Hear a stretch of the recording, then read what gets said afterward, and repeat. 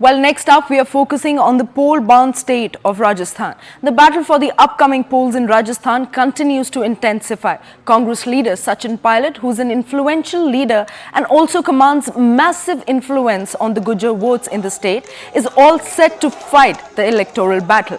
While speaking exclusively to CNN News 18's Aman Sharma, Pilot, without taking any name, rejected to the infighting in the party. Now, Pilot also said that party cadre in the state are working together to make sure that Congress comes back to power once again. He also said that whatever has been said in the past can't be taken back, but Congress is a party that believes in moving ahead and forgetting the past.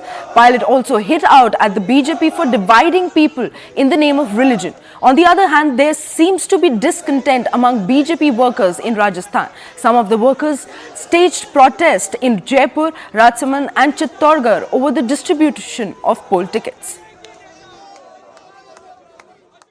Speaking to some of your supporters here, obviously, and they all say that Mr. Sachin Pilot should become the CM this time, surely, because last time he should have become, but he did not get his due.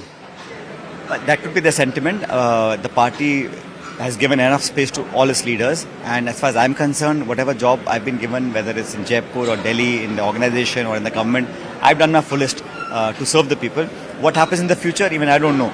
All I can say is that our first job is to get a majority, to secure a mandate, and once we do that, then the MLAs will decide and the leadership will decide as to who will lead the government. And that's something that's happening in all states. It's not unique to Rajasthan.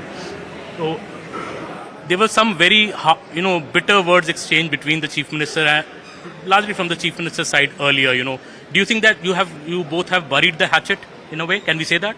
I like to make it wasn't an exchange. So I was quite refrained in the words that I've used, and that's been the way that I've done my politics for the last 2.5 decades.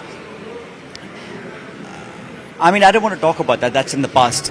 We have to look at the future, and like Mr. Kharge had told me when I went to see him in Delhi, he said, you have to forgive, forget and move on. And that's the mantra, I think, that holds true for all of us in the Congress, that we have to look at the future. The time that has gone back will not come back. It's gone. And words once spoken are never taken back. But we have to look beyond that. And I think we are working unitedly in the Rajasthan Congress. Unlike the BJP, there are no pulls and pressures here. We're working unitedly in selecting of candidates, in campaigning, in putting up a united front, because the people of Rajasthan expect that from us. I think personal likes, dislikes, ambitions, choices take a back seat when you have to look at the people and 8 crore Rajasthani citizens who expect something from the Congress party. Therefore, we have to work together, and we are working together. So I think the job at hand now is to win the elections, to get a mandate, and then we'll see what happens. Do you think there has been a sidelining of the former Chief Minister Vasundhara Raje in the BJP? Her name has featured in the second list from her seat, but BJP, as you said, is not going with the CM phase. Do you think something is amiss there as well? I think there's a lot amiss there because what I don't see from the BJP is a roadmap or a blueprint or a vision for the future. All they're doing is, abusing the Congress and the government and, making false allegations, but they don't have a clear view on what they want to do in terms of leadership, in terms of agenda, in terms of people of the state. It's basically religion, mandir, masjid, division of votes on emotional and emotive issues. So as far as individuals are concerned, it's an internal party matter. I can't say very much, but from what I see, there's a lot of dissent. I mean, they have announced the first list, and there was a huge, outcry on the people that they nominated. A second list has come out. We'll see what the reaction is. But what they do to their leaders is very well known, and I don't want to say anything more than that. I think it's also the fact that the BJP has also proven to be a ineffective opposition. Right? For 4.5 years, they were missing on the streets, even inside the assembly, and I'm witness to it, that the amount of vigor they should have displayed in being associated with people's issues was missing.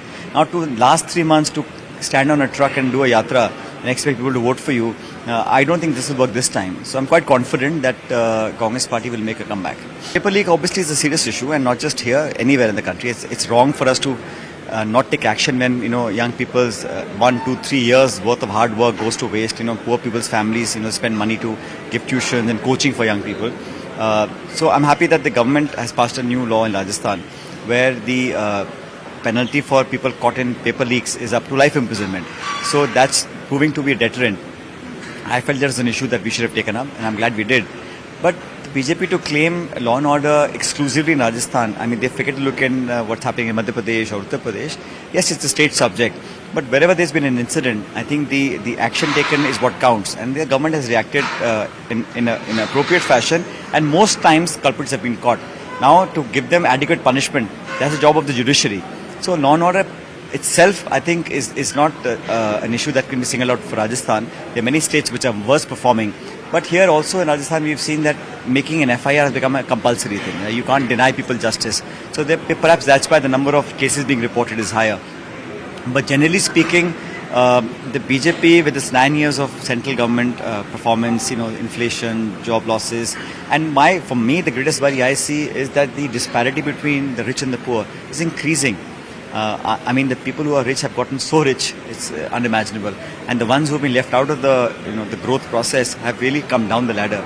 So that, and the way the institutions have been politicized, etc., young people are seeing all this despite the lack of display in the media. People are aware of what's happening. So I think all these things will lead to the Congress coming back in Rajasthan.